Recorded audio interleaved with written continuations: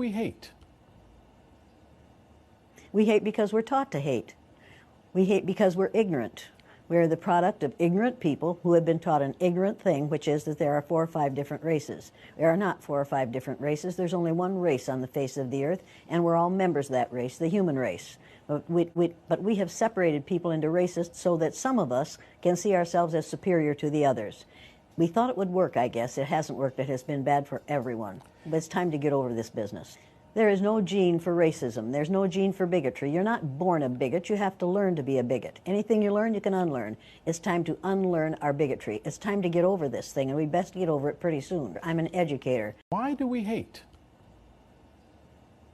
We hate because we're taught to hate. We hate because we're ignorant. We are the product of ignorant people who have been taught an ignorant thing, which is that there are 4 or 5 different races. There are not 4 or 5 different races. There's only one race on the face of the earth, and we're all members.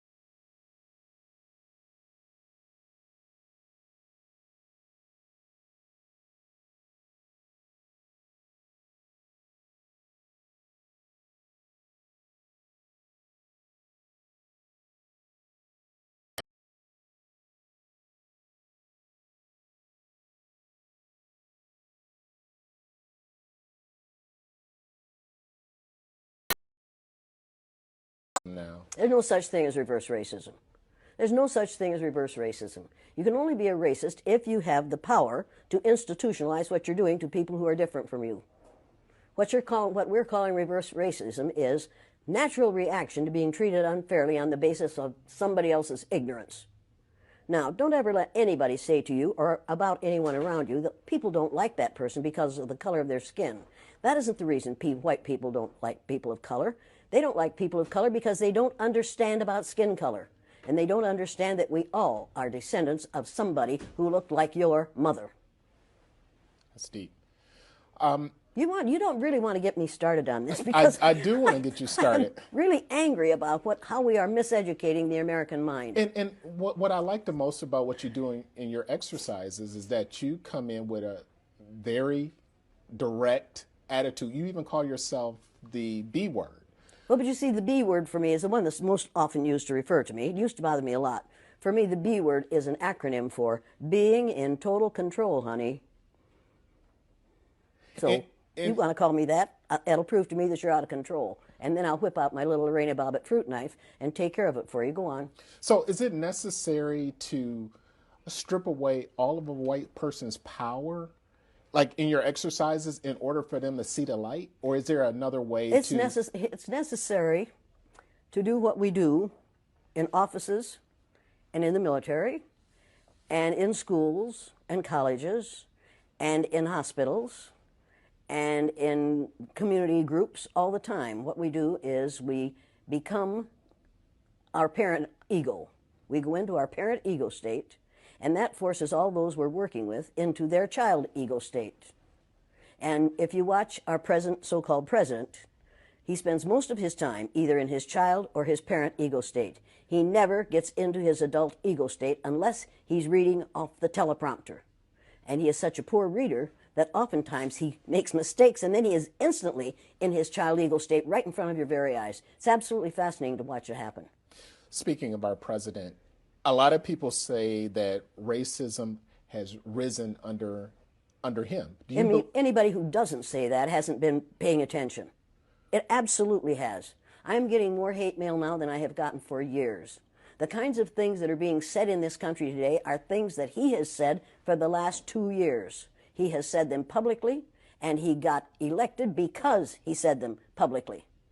We have a group of people in the United States of America who were in response to 8 years of a black man in the White House and the possibility that they might have from 4 to 8 years of a woman in the White House, will elect anything that walks and can chew gum at the same time. This last election, as far as I'm concerned, was a direct response to having a black man in the White House for 8 years. And it's time to change the White House to the President's house. This is ridiculous to call the place where the President of the United States lives the White House. It sends the wrong message. It says, I remember when Richard Nixon said to a group of reporters, "I'm trying to save the White House for you white people." That says it all. And at that moment I thought, well, wait a minute. Now this is something that has to be changed, and it has to be changed. Nothing can stop an idea whose time has come. It's time to change the name of the White House to the President's house or the President's residence, which has a nice ring to it, don't you think? Okay, let's just say that Donald Trump, President Trump, is trying to bring the country together like he said he would do. Wait a second, he's trying to bring the country together. How would he go about doing that? Resign. If he really wants to bring the country together, all he has to do is resign and take his, with him? The second in command, the vice president. That would bring the country together. But right now, the only way he can bring the country together is put somebody else in the president's office. He does not know how to be a president. He does not know what legislation is about. He does not know how to do this job. He didn't intend to get this job. And had it not been for the Electoral College, he wouldn't have this job. Mrs. Clinton won the popular vote. The only reason we have this person as the President of the United States right now is because the members of the Electoral College didn't do what that Electoral College was designed to do. Thomas Jefferson designed that to make sure that no one who was unfit for that office would ever be elected President of the United States. The Electoral College last year absolutely defeated that. With the state of the country being what it is right now, there's a lot of conversations taking place about, let's have a conversation about race. How would a person go about having that conversation? What can they expect to happen in a conversation Well, like the that? first thing they have to do is not talk about tolerance. I found out the day I was on the bottom in the blue-eyed, brown-eyed exercise with my students, I found out how it feels to be tolerated. I found out that tolerance means put up with or allow me to be. I don't need your allowance, and I don't need to be tolerated. I want to be valued, recognized, and appreciated. Put your tolerance where the sun doesn't shine. I do not believe in tolerance because in this country, we tolerate zits when we're little, zits when we're teenagers, hot flashes when we're old, and the flu and bad weather in between. We tolerate ugly things that are going to go away. I don't intend to tolerate anyone. I intend to recognize, appreciate, and value people, not to tolerate them. And I have all kinds of respect for the man who is part of the tolerance group in Atlanta, maybe. I have all kinds of respect for those folks, but we've got to change it from tolerance because the powerful can tolerate. The powerless have to wait to be tolerated. I have no time for that. I like that. Now I'm going to get lots of angry responses to that one. And I understand that. But I'm reading a book right now. Everybody needs to read this book. It's called, everybody has to read this. Everybody that's watching this has to read this book on tyranny. 20 things that we've learned over the last 100 years in this country that have put us in the position we're in now and what we can do about it. Everybody has to read this book. They should read this book first, and then they should read The Myth of Race by Robert Wald Sussman. And once you've read The Myth of Race, you will never, ever again go along with the idea that there are 3 or 4 or 5 different races. It was a lie made up by the people who ran the Spanish Inquisition. And before that, there were different colors, but race had nothing to do. There was only one race, the human race. We made that whole thing up. It's time to get rid of it. We have the power to do that. This country got ready for World War II in about 6 months. And you're telling me that we can't destroy racism?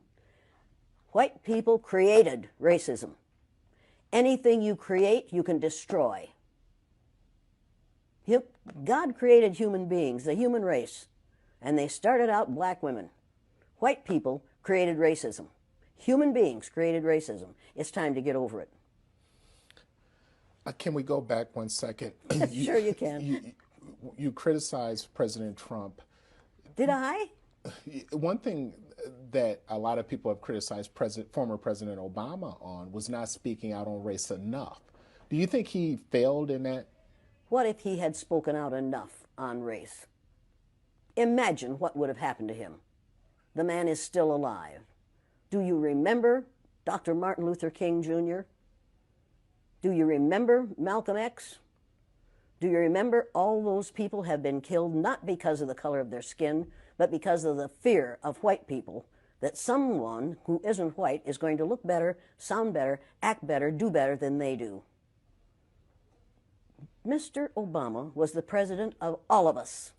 He wasn't just the president of black people. He was the president of all of us. The man who's there now is and claims to be the president of the people who look like him. When he says, "Make America